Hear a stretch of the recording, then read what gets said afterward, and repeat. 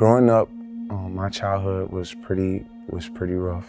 I only had my mother. My dad wasn't around. My dad was incarcerated when I was actually a baby. My dad ended up going to prison for life plus 30 years because of a murder. Growing up in the hood, around drugs, violence, and, gunshots. We were spending time at my grandmother's house. We used to hear gunshots outside. Most of the time it was close by, and every time she heard that, she would tell us, everybody, to get down on the ground and lay on the floor and stay away from windows and hallways.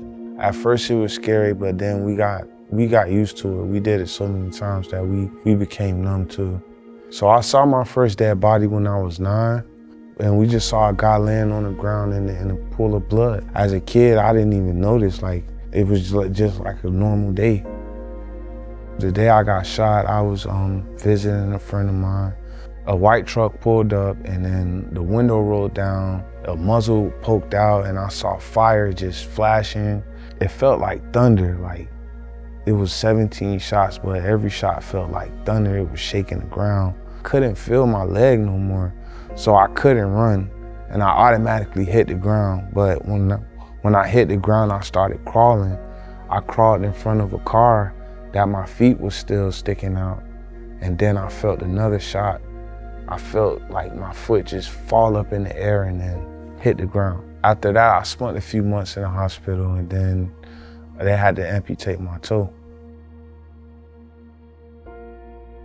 When I first got involved with Urban Youth, I didn't know who I was. I was depressed because my mom was struggling.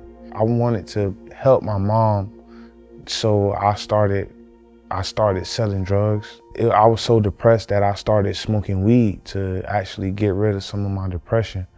Then I met Urban Youth. I started getting closer to God. I started reading the Bible that I was given, and I started believing, and I started praying.